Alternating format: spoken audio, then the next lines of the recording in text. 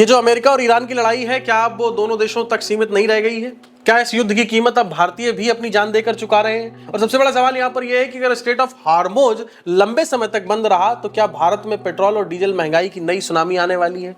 नमस्कार, आप देख रहे हैं न्यूज फीड और मैं शिवम यादव हूं आपके साथ। मध्य पूर्व में चल रही जंग जो है, अब वो सिर्फ अमेरिका और ईरान के बीच की लड़ाई नहीं रह गई है, इसका असर अब सीधे भारत पर दिखाई देने लगा है। जी हां, खाड़ी क्षेत्रों में एक तेल टैंकर पर अमेरिकी सैन्य कार्रवाई में 3 भारतीय नाविकों की मौत हो गई। भारत सरकार ने इस घटना पर कड़ी नाराजगी जताई है और नई दिल्ली में अमेरिकी दूतावास के वरिष्ठ राजनयिक को जो है तलब करके विरोध दर्ज कराया है। भारत ने साफ कहा है कि व्यावसायिक जहाजों और नागरिक नाविकों की जो है सुरक्षा हर हाल में सुनिश्चित की जानी चाहिए। लेकिन सवाल यहाँ पर यह है कि आखिर ऐसा क्यों हुआ? दरअसल अमेरिका इस समय ईरान के तेल कारोबार को रोकने के लिए समुद्री नाकेबंदी लागू किए हुए है। अमेरिका की सेना का दावा है कि जिस टैंकर पर कार्रवाई की गई वो कथित तौर पर ईरान से जुड़ा तेल लेकर जा रहा था और चेतावनी के बावजूद नहीं रुका।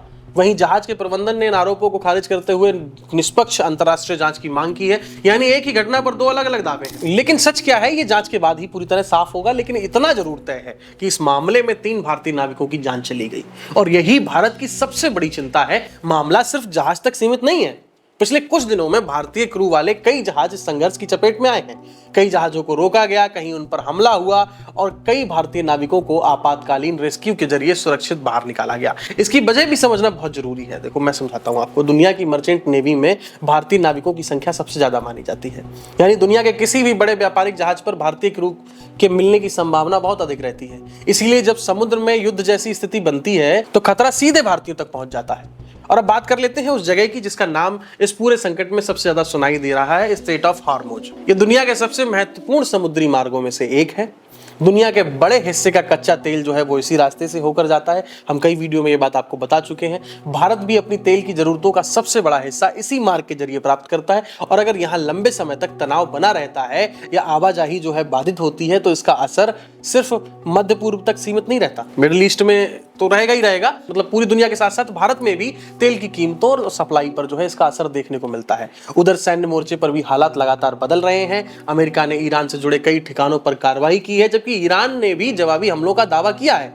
दोनों देशों के बयान लगातार सामने आ रहे हैं, लेकिन जमीन पर जो है तनाव कम होता नजर नहीं आ रहा है। हालांकि अंतरराष्ट्रीय स्तर पर बातचीत और कूटनीतिक प्रयास भी जारी है ताकि ये संघर्ष जो है कोई कहीं बड़ा रूप ना ले ले, कहीं कोई बड़ा जो है वॉर ना हो जाए। लेकिन इस पूरी कहानी में सबसे जो बड़ा नुकसान है वो किसका हो रहा है? नुकसान उन लोगों का हो रहा है जो इस युद्ध का हिस्सा नहीं है।